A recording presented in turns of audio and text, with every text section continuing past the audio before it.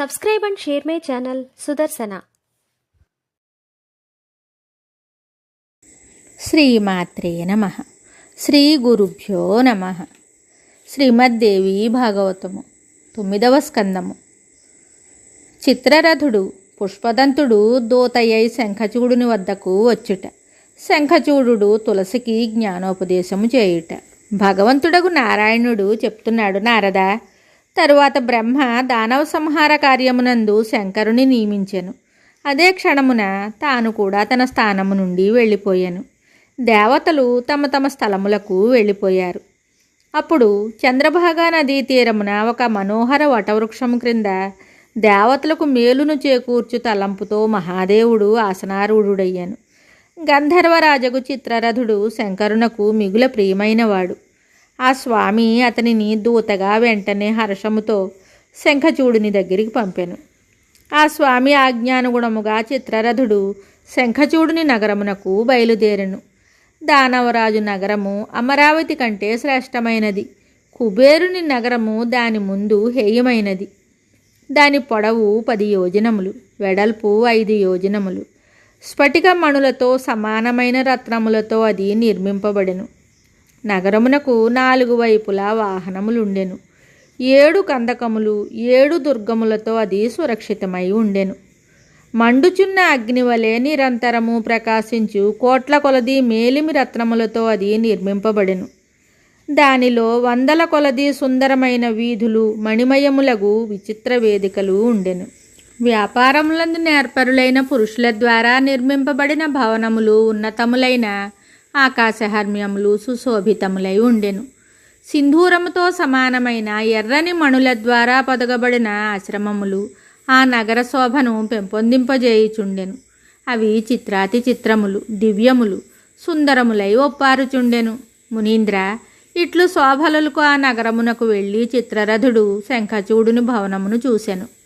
అది నగర మధ్యమున ఉండెను. నగరము వలయాకారముగా గుండ్రముగా ఉండెను. సంపూర్ణ చంద్రమండలమా అన్నట్లు అది కనిపించుచుండెను. మండుచున్న అగ్నిజ్వాలల వలె అగడతలు 4 ఆ నగరమును రక్షించుచుండెను. శత్రువులకు ఆ భవనము దుర్భేద్యము, ప్రవేశింపనలవి కానిది. కానీ ఆ రాజు హితమును కోరువారు ఆ భవనమున సులభముగా ప్రవేశింపగలరు. మిగుల ఉన్నతమై ఆకాశమునంటుచు మణులతో నిర్మించిన గోపురములతో ఆ భవనము సుశోభితమై ఉండెను. 12 ద్వారములతో ఆ భవనము విరాజిల్లుతోంది. ప్రతి ద్వారమునందు ద్వారపాలురు ఉన్నారు. సర్వోత్తమ మణులతో నిర్మించిన లక్షల కొలది మందిరములు, సోపానములను, రత్నమయ స్తంభములను కలిగి ఉండెను. ఒక ద్వారమును చూసిన చిత్రరథుడే పుష్పదంతుడు. తరువాత పుష్పదంతుడు 2వ ద్వారమును కూడా చూసెను. ఆ ద్వారమున త్రిశూలమును తీసుకొని ఒక పురుషుడు విరాజమానుడై ఉండెను. అతడు చిరునవ్వుతో కూడి ఉండెను. అతనివి పసుపు పచ్చ నేత్రములు. అతని శరీరము యొక్క రంగు రాగివలే ఎర్రగా ఉంది. భయంకరుడగు ఆ ద్వారపాలుని అనుమతితో పుష్పదంతుడు ముందుకు సాగెను. 2వ ద్వారమును దాటి లోనికి వెళ్ళెను. ఆ దూత యుద్ధ సూచనను తెలుపువాడని విని అతన్ని ఎవ్వరునూ ఆపలేదు. తరువాత పుష్పదంతుడు అన్నింటికంటే లోపలి ద్వారమును చేరుకొనెను. ద్వారపాలుని అనుమతిని తీసుకొని అతడు లోనికి వెళ్ళెను. పరమ మనోహరుడైన శంఖచూడుని అతడు చూశాడు. మహారాజు రాజుల మధ్యలో సువర్ణ సింహాసనమును అధిరోహించి ఉండెను. ఆ దివ్య సింహాసనము సర్వోత్తమ మణులతో పొదగబడి ఉండెను. దానికి రత్నదండములు అమర్చబడి ఉండెను. రత్నములతో చేసిన పుష్పములతో నిరంతరము అది వెలుగులను విరజిమ్ముచుండెను. పైన సుందరమైన బంగారు గొడుగు పట్టబడి ఉండెను. ప్రకాశించుచున్న తెల్లని చామరములను తీసుకుని పార్షదులు శంఖచూడుని సేవయందు నిరతులై ఉన్నారు. సుందరమైన వేషములను ధరించి రత్నమయ ఆభరణములను అలంకరించుకొని ఉన్నారు. ఆ దృశ్యమంతయు పరమ రమణీయమై ఉండెను.